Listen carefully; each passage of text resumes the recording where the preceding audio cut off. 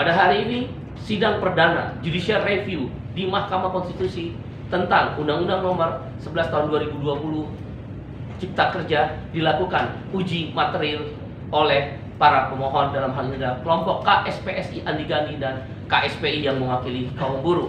Hadir pada hari ini secara virtual 3 hakim Mahkamah Konstitusi, yaitu Pak Arief Hidayat, Pak Manahan, dan Pak Saldi Isra. Dan dari kami adalah para pemohon KSPSI Andi Gani, KSPI, dan kuasa hukum Pak Hotma Sitompul, Andi Asrun, dan kuasa hukum yang lainnya dari KSPI dan KSPSI.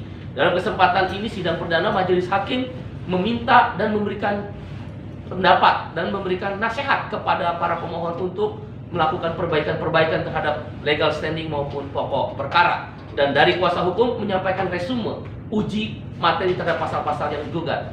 Dari kami pemohon, yaitu Serikat Buruh, meminta memastikan antara perlindungan buruh dengan investasi harus dipisah. Karena tidak mungkin dijadikan satu dalam Omnibus Law, Undang-Undang Cipta Kerja Nomor 11 Tahun 2020. Kami juga menyampaikan kepada majelis hakim, Mahkamah Konstitusi telah memutuskan pada tanggal 14 Desember 2017 nomor 13 yang mengatakan segala sesuatu hak asasi yang berkenaan dengan sosial, ekonomi, dan budaya, negara harus melindungi, negara harus hadir lebih banyak. Yang berhubungan sipil dan politik, negara mengurangi. Oleh karena itu persoalan tentang upah minimum, persoalan tentang pesangon, persoalan tentang PHK, persoalan tentang hubungan kerja, persoalan tentang jam lembur, negara harus banyak melindungi buruh.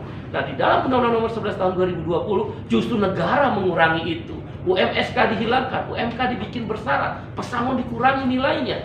Begitu pula PHK batal demi hukum yang tidak sesuai aturan itu dihilangkan. Negara abai.